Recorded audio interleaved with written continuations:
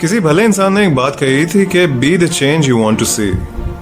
मतलब आप वो चेंज बन जाइए जो आप इस दुनिया में देखना चाहते हैं, तो आपको देख के भेड़ चाल चलेगी और बहुत से लोग आपको फॉलो करेंगे। मैं सराहना करता हूं कुछ लेडीज की जिन्होंने आवाज उठाई है और आवाज उठा के कहती हैं कि no means no. Online eve teasing अच्छी बात नहीं है, आप मत कीजिए। मैंने अपना व्यू पॉइंट रखा है जिसमें मैंने कहा है कि जी उन्हें इग्नोर कीजिए, डिलीट कीजिए, ब्लॉक कीजिए, रिपोर्ट कीजिए, क्योंकि उन अनजान लोगों के मुंह लगने की हमें जरूरत नहीं है।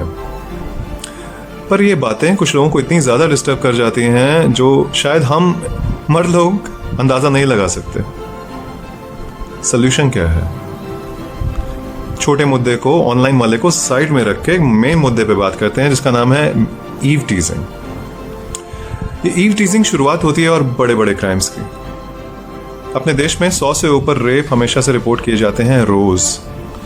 अभी लॉकडाउन में तो सब कुछ लॉकडाउन हो रखा है, अदरवाइज ये है एवरेज हमारे देश में रेप की जो कि रिपोर्ट किए जाते हैं। होते कितने हैं वो आप अंदाजा भी नहीं लगा सकते, क्योंकि कितनी लड़कियां, कितनी औरतें डिस्कस तक नहीं करती। कितने और ऐसे लड़के भी होते हैं जो शोषण का शिकार होते हैं, वो भी बोलते तक नहीं है जाके। अब बात आती है कि सोल्यूशन क्या है। सोल्यूशन सिर्फ बातें करना नहीं है, सिर्फ आवाज उठाना नहीं है, सोल्यूशन है करना, क्योंकि जो भी होगा वो करने से ही होगा। सोल्यूशन है कंस्ट्रक्टिव वे में, एक प्लान्ड और ऑर्गेनाइज तरीके से बात करने का और एक्शन करने का। पहली बात आती है लॉज को स्ट्रिक्ट करने की।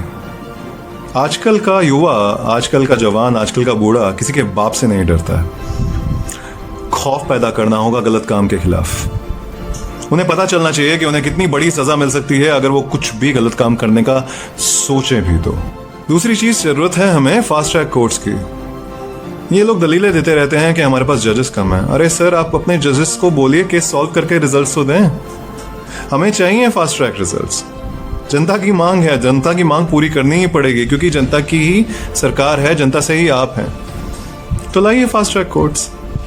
हमें ऑफिस में कहा जाता है ना कि नहीं, मुझे काम शाम तक अपनी टेबल पे चाहिए, तो हमें भी रिजल्ट्स टेबल पे चाहिए।